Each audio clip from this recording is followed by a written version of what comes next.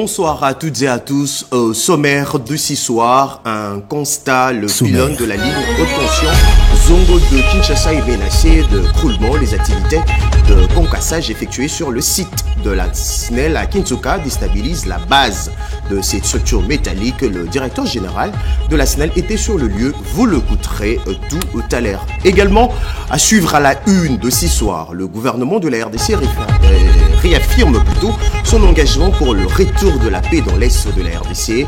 La première ministre Judith Suminwa Tuluka a réconforté les victimes de violences sexuelles. Elle était à l'hôpital de Kintambo. Elle faisait la fierté des habitants de Kisangani dans la province de la Chopo. Aucun visiteur résistait à son attirance envoûtante.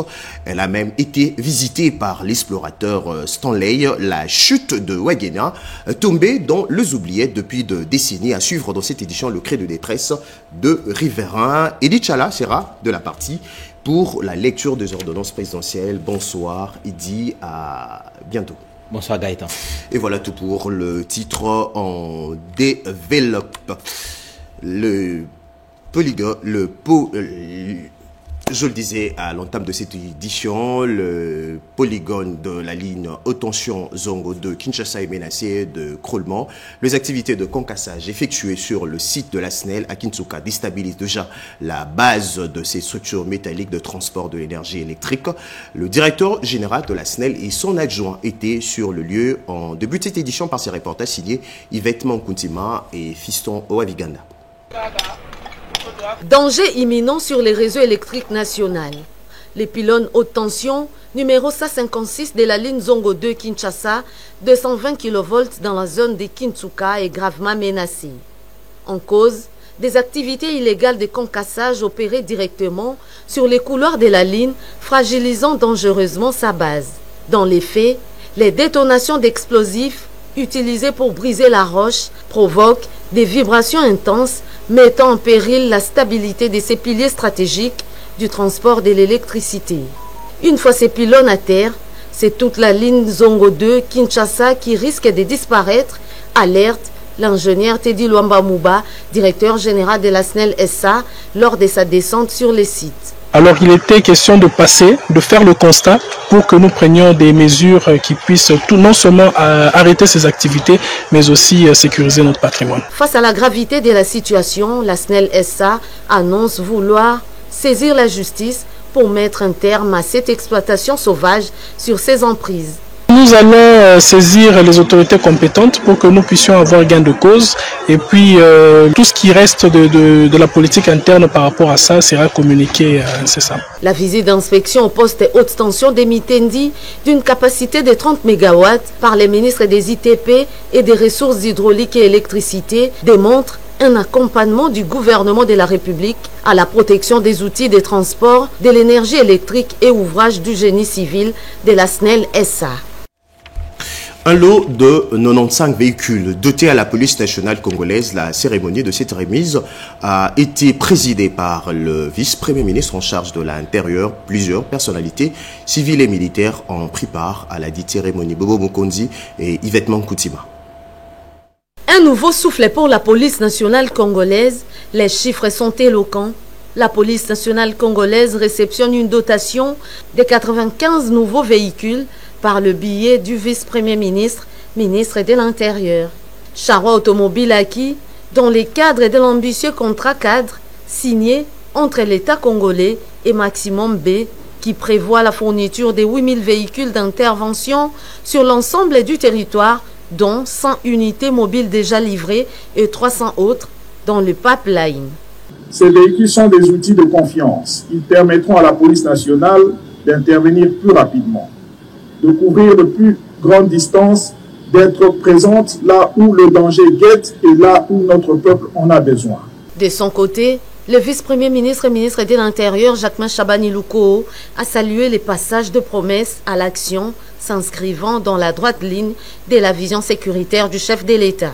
Il y a cette nécessité de renforcer la capacité de nos différents services de sécurité. Et le renforcement de capacité de ces services passe aussi par leur mobilité.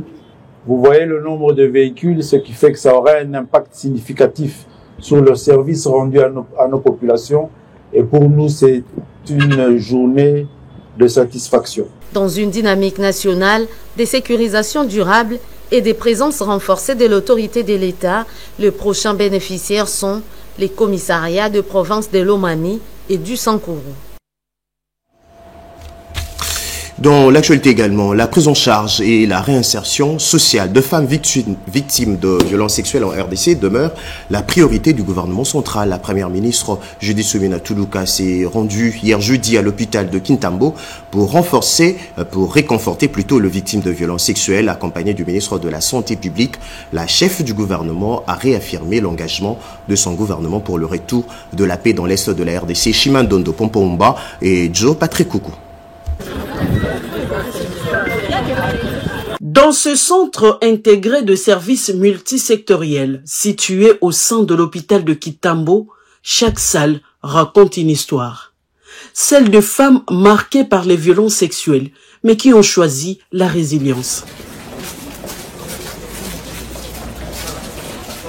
C'est ici que la première ministre Judith Suminwa Tuluka, tout juste rentrée d'une mission dans le Congo central, a tenu à poser un geste fort. Accompagnée du ministre de la Santé et d'une délégation conduite par la duchesse Sophie d'Édimbourg, membre de la famille royale britannique, Judith Suminwa Tuluka est venue saluer le travail de ce centre, désormais rééquipé grâce à l'appui du Fonds des Nations Unies pour la population UNFPA. À huis clos, la chef du gouvernement et la duchesse ont échangé avec une dizaine de survivantes. Des paroles brisées, des récits douloureux, mais aussi une volonté farouche de se relever. La visite s'est clôturée par un passage au stand d'exposition des œuvres réalisées par les femmes réinsérées par le centre multisectoriel de Kintambo. Bracelets, sacs, bandeaux de tête, chips de banane plantain ou encore yaourt fait maison. Dans le registre de la santé, il s'est ouvert à Kinshasa un atelier sur le plan de déploiement de paquets de soins de base dans toute la province de la RDC. Le go a été donné par le coordonnateur du Conseil national de la couverture de santé universelle. Arrêter avec les parties prenantes les stratégies d'implémentation, un chronogramme et définir le rôle de chacun dans la mise en œuvre des paquets de soins pour la couverture santé universelle dans toutes les provinces de la République démocratique du Congo sont là les conclusions qui doivent découler des travaux d'élaboration de ces plans de déploiement. Polydor Mbongani Kabila, coordonnateur du Conseil national de la couverture santé universelle, qui a lancé cet atelier de 3 jours à Bibois, a convié les participants à une réflexion approfondie pour la mise en œuvre du dit paquet. Après que son Excellence, le Président de la République, chef de l'État, M. Félix-Antoine Tshisekedi Tshilombo, ait signé une ordonnance loi au mois de mars 2023 qui instituait pratiquement la CSU dans un cadre légal contraignant. Il y a des mesures d'application qui sont en train d'être prises par le gouvernement, y compris des mesures d'application sur la taxe de promotion de la santé et des mesures d'application qui, nous espérons, seront bientôt prises dans le cadre de l'assurance maladie obligatoire. Comme c'est un nouveau paquet de soins et qui va s'étendre assez rapidement à toutes les provinces, nous sommes venus arrêter avec les différentes parties prenantes les stratégies ou un plan de déploiement pour utiliser le mot consacré et qui va consister bien sûr à développer une feuille de route qui nous permettra, et un chronogramme bien sûr qui nous permettra de savoir où est-ce que nous commençons et nous commençons de quelle manière, nous progressons comment, quelles sont les interventions qui seront directement couvertes, et quelles sont les interventions qui vont attendre et bien sûr intégrer et redéfinir ou plutôt préciser le rôle de chaque partie prenante. Ces paquets, qui sont une réponse en dehors de la gratuité de la maternité et soins du nouveau-né, doivent inclure, entre autres, la consultation en médecine générale comme spécialisée, les tests médico-biologiques et radiologiques, ainsi que les soins palliatifs en rachérie. Polydor Mbongani Kabila. On prépare à ces assises les médecins, pharmaciens, économistes en santé et sages-femmes. C'est un remède efficace contre la malnutrition en RDC. 3 groupes de cultures sont désormais nommés dans le cadre de culture bio-fortifiée. Résultat d'un travail porté par le ministère de l'Industrie et celui de l'Agriculture. Cédric Kenina. Enfin, nous y sommes. La RDC adopte les normes nationales sur les cultures biofortifiées. C'est sans conteste une avancée stratégique dans la guerre contre la malnutrition en République démocratique du Congo. Le ministère de l'Industrie vient de franchir un cap important avec ses lancements officiels de normes nationales sur les cultures biofortifiées. 3 groupes de cultures sont désormais normés: les blés, les maïs et les riz enrichis en zinc, les haricots et les millets perlés enrichis en fer, les maïs, le manioc et la patate douce enrichis en provitamine A. Un travail rigoureux mené avec Harvest Plus. Depuis plusieurs années qu'Harvest Plus est en train d'intervenir sur le Congo, Harvest Plus a encadré les paysans qui ont commencé à produire assez de cultures biofortifiées. Ils ne produisent pas que pour eux-mêmes. Et ils doivent, cette activité doit s'étendre, ils doivent produire sur le marché international. Au nom du ministre d'État, ministre de l'Industrie, Emeboji Sangara, le secrétaire général à l'Industrie a salué cette initiative, remerciant les partenaires pour leur engagement. Nous, Comité national de normalisation, nous espérons que ces produits qui viennent d'être mis en place vont permettre aux services techniques, notamment la santé, l'agriculture et tous les acteurs dans ces 2 domaines-là, de pouvoir les exploiter et de mettre à la disposition de la population des produits enrichis. Grâce à ces normes, la RDC se dote enfin d'un cadre réglementaire solide pour promouvoir des produits agricoles riches en micronutriments. Une réponse durable au défi de la malnutrition qui touche encore des millions de Congolais. Autre grand titre de ce soir, le Sénat a déclaré recevable la proposition de la loi sur les violences et discriminations subies par les femmes. Le résumé de cette plénière tenue le jeudi 2 octobre avec Janine Kalinga Gilompiana et bienvenue Loussala. Dirigé par le président du Sénat, l'honorable Jean-Michel Samalukonde Kenge, la séance plénière du jeudi 2 octobre 2025 a été consacrée à l'examen de 8 projets de loi dont celle portant protection des femmes contre les violences et les discriminations liées au genre, ainsi que celle portant prorogation de l'état des sièges dans l'Est de la République démocratique du Congo, dont l'économie a été présentée à la Chambre des sages par le ministre de la Formation professionnelle, Marc Ekila. La Chambre haute du Parlement a autorisé la prorogation sollicitée par ce membre du gouvernement. La proposition de loi sur la protection des femmes initiée par le 2e vice-président du Sénat, Modeste Bahati Lukwebo, a constitué le cœur des débats en plénière. Les sénateurs ont donné leurs avis et ont fait leurs propositions. L'honorable Bahati a expliqué que cette démarche met particulièrement l'accent sur les harcèlements sexuels tout en abordant d'autres formes de discrimination dans le milieu professionnel. La majorité est pour. La proposition de loi du collègue Bahati, 2e vice-président de la Chambre, est déclarée recevable. Et sur ce, le débat est clos. Nous remercions bien sûr l'honorable Modeste Bahati Lukwebo pour son initiative. Et nous vous demandons de bien vouloir encourager avec vos animations.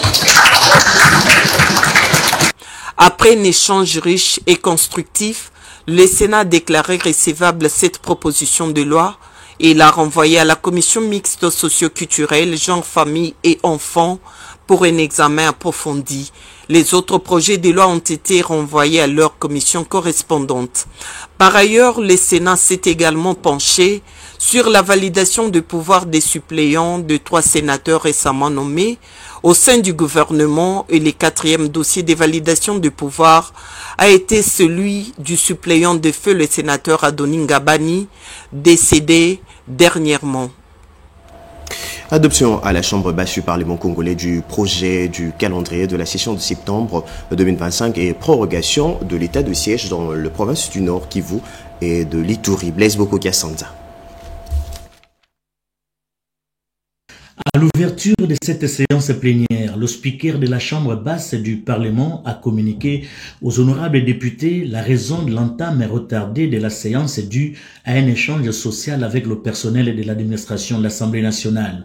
S'agissant des projets, des calendriers, les travaux de la session de septembre 2025, le rapporteur Jacques Joly a présenté les tableaux synthèse qui comportent des matières non législatives avec 3 arriérés et 5 nouvelles matières suivies des matières législatives portant 32 propositions et projets de loi ainsi que 12 nouvelles matières. Le choix judiciaire est porté sur les matières alignées ici expliquées. À ce qui concerne les arriérés de matières législatives, c'est-à-dire le projet de loi et de propositions, nous en avons 32. Les honorables députés se sont succédés tour à tour pour intervenir sur l'examen approfondi et l'intensification des travaux relatifs aux matières qui seront traitées et envoyées en commission permanente, notamment celles liées à la PAJ. Le projet de la loi des finances reste et demeure la priorité de cette session. Le verdict du vote ici annoncé par l'honorable président intérimaire Isaac Jean-Claude Chilombaye. Quant à la loi portant prorogation de l'état de siège sur une partie du territoire national de la République démocratique du Congo, elle a été présentée par le ministre de la formation professionnelle Marc Ekila en lieu et place de son collègue de la justice empêchée.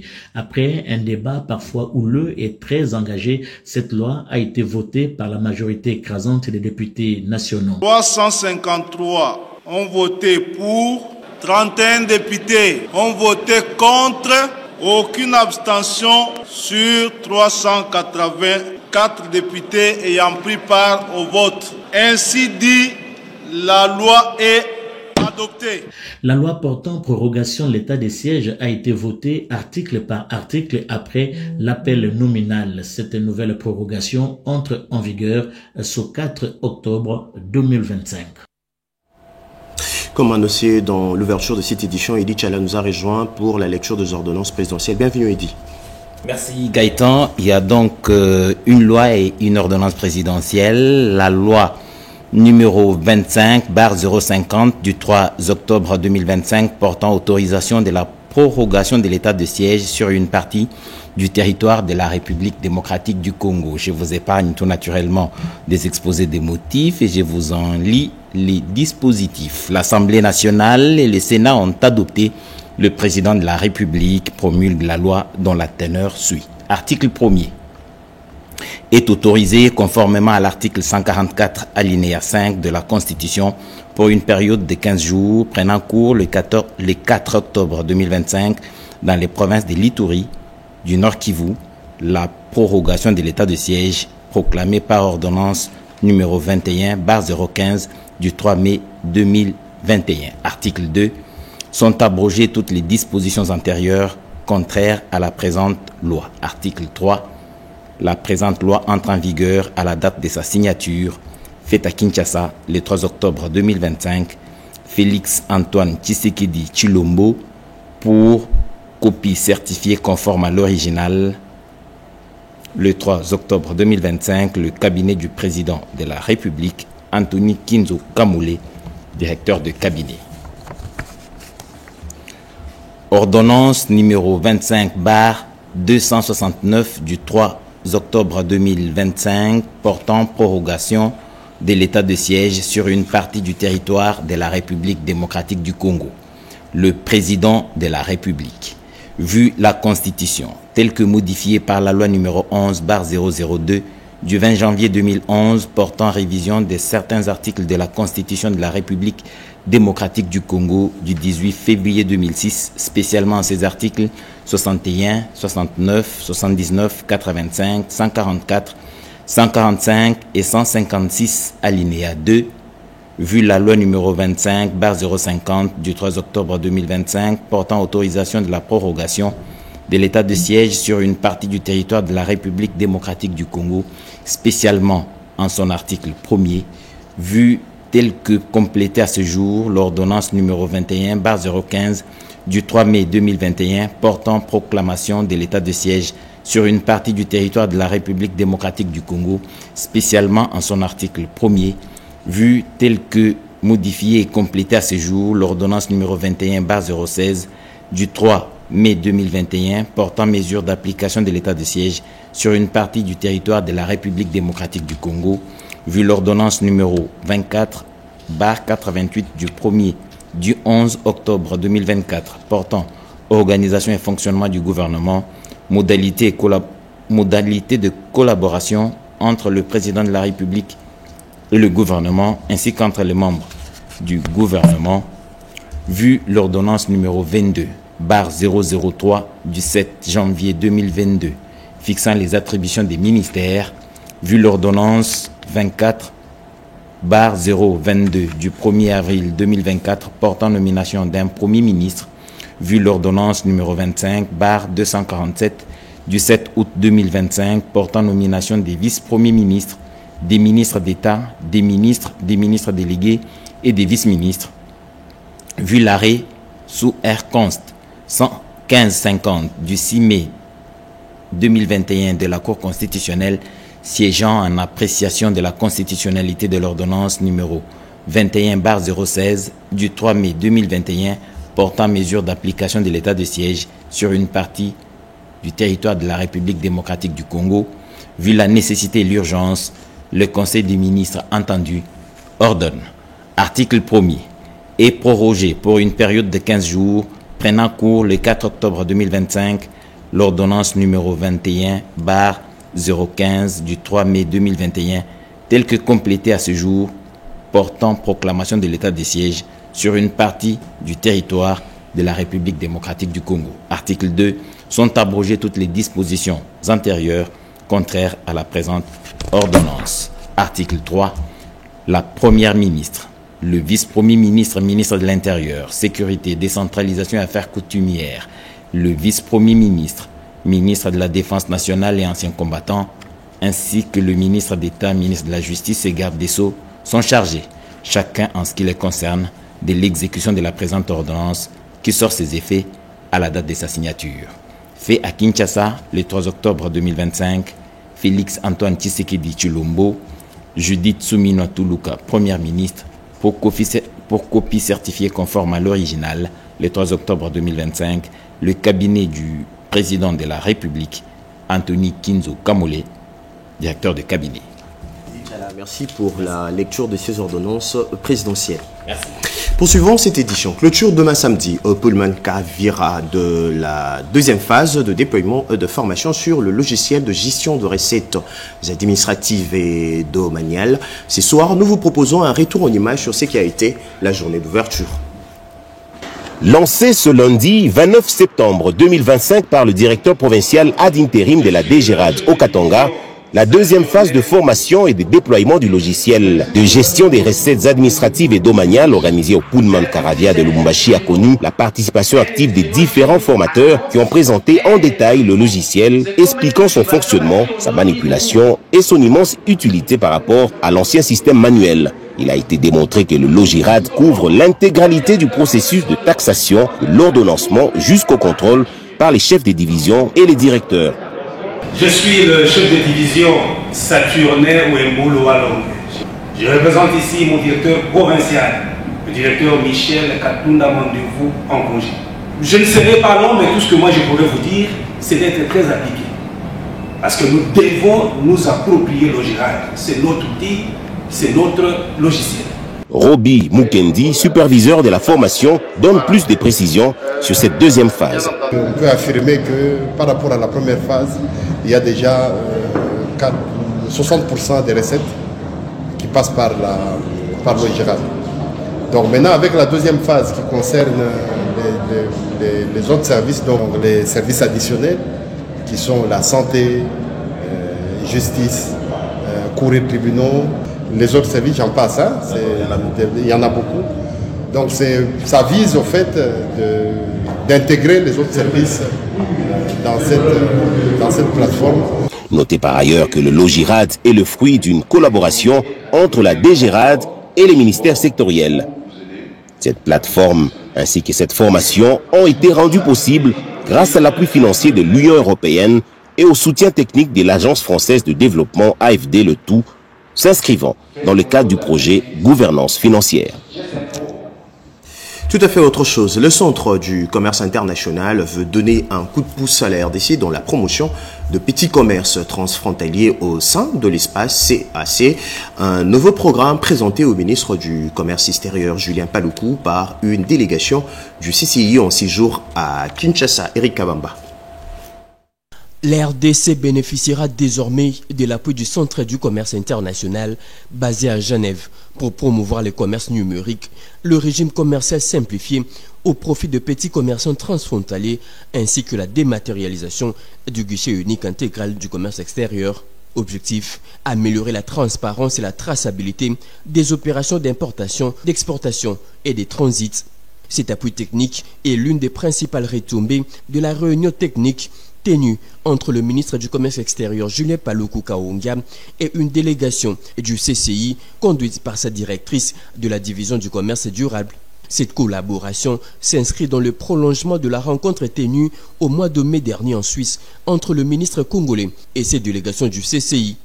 La structure va également accompagner l'organisation à Kinshasa d'un forum sur le développement de chaînes de valeur dans le secteur minier, en mettant en avant le projet phare de l'industrie des batteries électriques ainsi que des initiatives dans le secteur agricole, a précisé Vanessa Erigbogbo.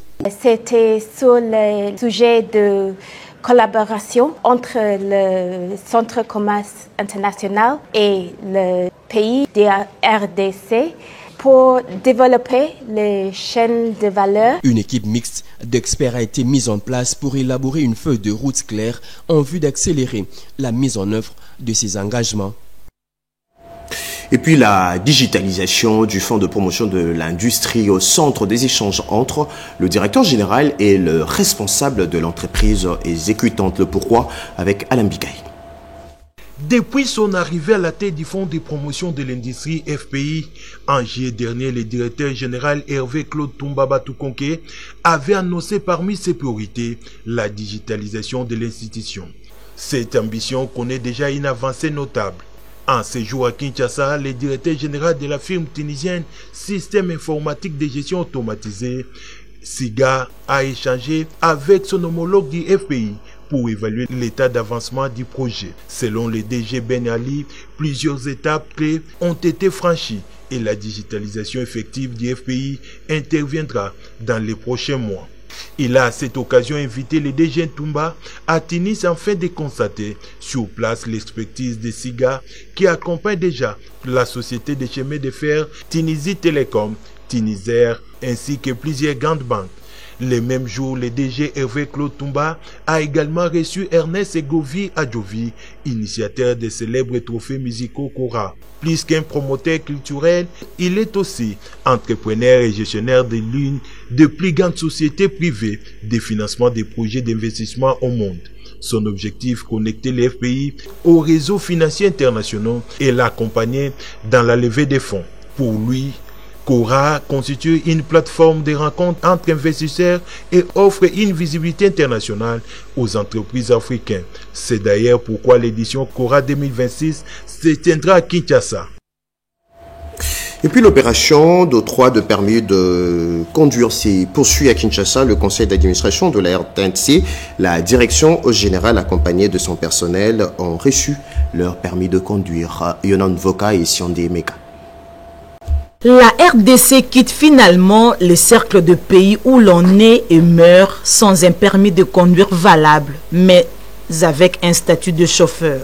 Au départ, personne n'en faisait allusion.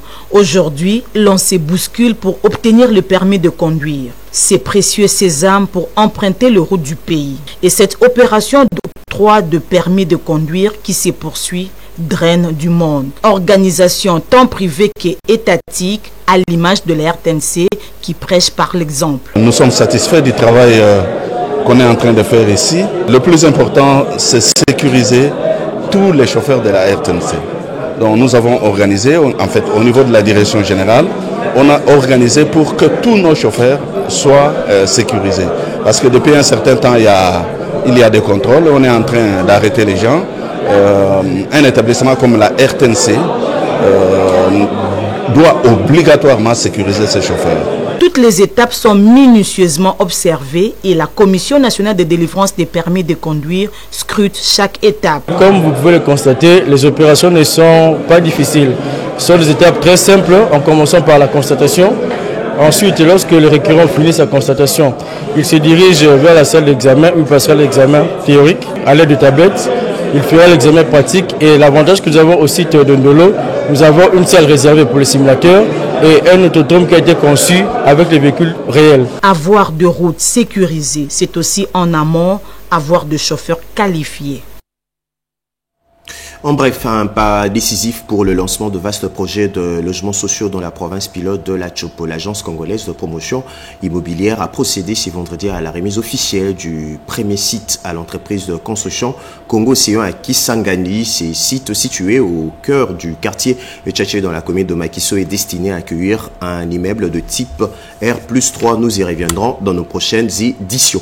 Je le disais à l'entame de cette édition, à Chopo, la chute de Wagenya à Kisangani dans la province de la Chopo n'attire plus. Elle a même perdu tout ce qui faisait d'elle un site touristique tombé dans les oubliettes. Depuis des décennies, les habitants lancent un SOS. Voici l'un des joyaux naturels du fleuve Congo, les chutes Wagenya. Un spectacle impressionnant au cœur de Kisangani qui pourrait faire la fierté du tourisme congolais. Mais au-delà de la beauté du site, ces chutes représentent une véritable source de vie. Ici, la communauté Enya perpétue un savoir-faire séculaire. Grâce à de grandes nasses appelées Moseba solidement fixées entre les rochers, les pêcheurs capturent les poissons qui nourrissent leur famille.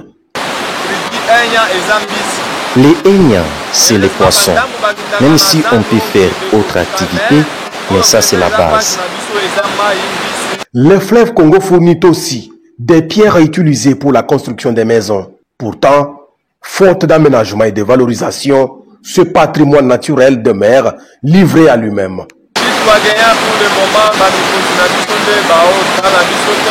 Les autorités ne regardent même pas ça. Nous sommes abandonnés. C'est un site qui valorise notre ville.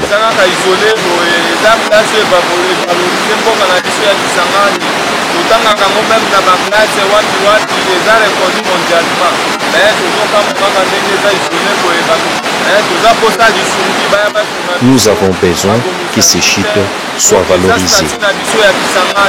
Les chutes Wagenya, inscrites dans l'histoire de Kisangani, du fleuve Congo et du monde entier, pourraient générer d'importantes ressources pour la Chopo et pour tous les pays. En attendant, elles restent un trésor oublié que ses habitants exploitent uniquement pour survivre. Les Wagenya, eux, continuent d'épuiser leur quotidien avec l'espoir qu'un jour, ce patrimoine naturel du fleuve Congo devienne une véritable fierté nationale. Je le disais à l'entame de cette édition, il est nouvellement élu président du Conseil national de la jeunesse. Il est aussi ambassadeur de cette même jeunesse. Monsieur Claude Mbouyi est notre invité de ce soir. Bonsoir et bienvenue. Bonsoir, monsieur le journaliste. Monsieur Claude, dites-nous comment se porte le Conseil national de la jeunesse. Le Conseil national de la jeunesse se porte très bien, très bien, avec l'avènement d'une nouvelle équipe pour laquelle j'ai l'opportunité et la charge de diriger, qui s'inscrit dans une trajectoire d'espoir et aussi de résilience au regard des défis qui guettent notre pays et surtout la jeunesse congolaise. Exactement, en parlant de la jeunesse, vous serez investi déjà demain. Quelle est l'image que vous voulez imprimer de la jeunesse congolaise, souvent caricaturée dans de différents médias? Nous voulons imprimer une symbolique très importante d'une image d'une jeunesse debout, une jeunesse de l'excellence, une jeunesse qui s'inscrit dans la productivité, dans la résilience, et une jeunesse qui participe aux efforts de guerre, et à l'économie, aussi à la stabilité de la gouvernance de notre pays. Donc c'est cette image d'espoir que nous lançons et nous espérons bien que toute la jeunesse congolaise sera debout ensemble pour vraiment reconstruire ces soft power de l'image de la jeunesse congolaise. Ça sent le changement de narratif. Avez-vous un plan pour ces changements de narratif? Exactement. Nous nous inscrivons dans une vision très claire capter et mobiliser les potentiels jeunes maintenant sur la trajectoire de progrès de la RDC. Nous aimerions que tout le monde soit capté, tous les jeunes, quelle que soit leur zone, leur nature, leur couche, leur position sociale. Nous aimerions que tous ces jeunes soient captés et soient mobilisés et maintenant vers la trajectoire du progrès de la RDC. Donc tout le monde est invité parce que la République démocratique du Congo, c'est l'unique et le seul dénominateur commun et tout le monde a la part des contributions. D'autant plus que la jeunesse congolaise, nous représentons plus de 70% de cette population. Donc il est temps que cette jeunesse puisse se mettre debout afin de faire face aux défis qui guettent notre pays. Et quel est votre message à l'endroit de jeunes de Goma, Bukavu et autres qui sont dans des zones sous occupation? Parce qu'ils font aussi partie de la jeunesse de la République démocratique du Congo. Exactement. Nous sommes de cœur avec cette jeunesse frappée par cette guerre nous imposée par nos ennemis. Et nous vraiment lançons un message d'espoir et de résilience. Et nous sommes très convaincus avec les efforts que le gouvernement, les chefs de l'État est en train de mettre en place, très convaincus qu'un jour, cette guerre va finir. Avez-vous un message à passer? Oui, c'est le message d'espoir, le message de résilience que tout le monde, dans son quartier, dans son avenue, dans sa commune, dans sa ville, puisse faire sa part pour que ce pays, la République démocratique du Congo, puisse connaître un développement responsable, un développement durable pour lequel les jeunes seront ou sont au centre comme des acteurs et les moteurs du changement. Ingénieur Claude Mbouyi, merci d'avoir répondu à nos questions. Je rappelle que vous êtes président nouvellement élu du Conseil national de la jeunesse, aussi ambassadeur de la jeunesse. Merci et bon mandat. Merci beaucoup. Changeons carrément de registre. L'agence congolaise de promotion immobilier a procédé ce vendredi, je le disais même, à la remise officielle du premier site à l'entreprise de construction Congo Océan à Kisangani. Ce site situé au quartier Tchachi dans la commune de Makiso est destiné à accueillir un immeuble de type R+3. Jacques Méji et Patrick Achalasson, nos envoyés spéciaux. Un coup d'accélérateur du programme de logements sociaux en province de la Chopo donné ce vendredi à Kisangani. L'agence congolaise des promotions immobilières, ACOPRIM, à travers son directeur général Mika Kayemba Mukeba, a officiellement remis le premier site de construction à l'entreprise Congo Océan, COC. C'est dans la commune de Makiso, quartier Tchachi, qu'un immeuble R+3 verra le jour. Nous présentons notre gratitude envers son Excellence Félix Antoine Tshisekedi Tshilombo, président de la République et chef de l'État, pour avoir pris cette disposition de ressusciter la politique de logement en République démocratique du Congo en opérationnalisant l'agence congolaise de promotion immobilière. Et pour ce qui est de ces grands projets, qui est l'immeuble ABC, c'est-à-dire appartement, bureau et commerce, un immeuble de 4 niveaux sur 12 200 mètres carrés de surface bâtie, ce projet va commencer tout à l'heure. Et pour ce faire, nous nous adressons à l'entreprise chinoise à laquelle nous venons de remettre ces sites de construction. Nous demandons que cette entreprise puisse mettre ses travaux à profit, recruter essentiellement la main-d'œuvre locale, transmettre la connaissance à ceux qui vont travailler et exécuter les contrats en suivant scrupuleusement les clauses contractuelles et les règlements de la République démocratique du Congo pour que ces bâtiments puissent redorer le visage de la ville Boyom. Et ce n'est qu'un départ de plusieurs projets qui seront exécutés ici au centre-ville. Au total, 11 sites ont été mis à disposition par les autorités provinciales. Le directeur général de la COPRIM, Mika Kayemba Mukeba, et le représentant de COC ont signé les procès-verbales des sessions en présence des nombreuses autorités politico-administratives. L'urgence est démise pour permettre le démarrage rapide de travaux. L'actualité reste en continu en français, en lingala, en swahili, en chilubon et en kikongo sur la RTNC, la RTNC.cd. Je vous retrouve à 23h de Kinshasa pour de nouveaux titres d'actualité. À très bientôt.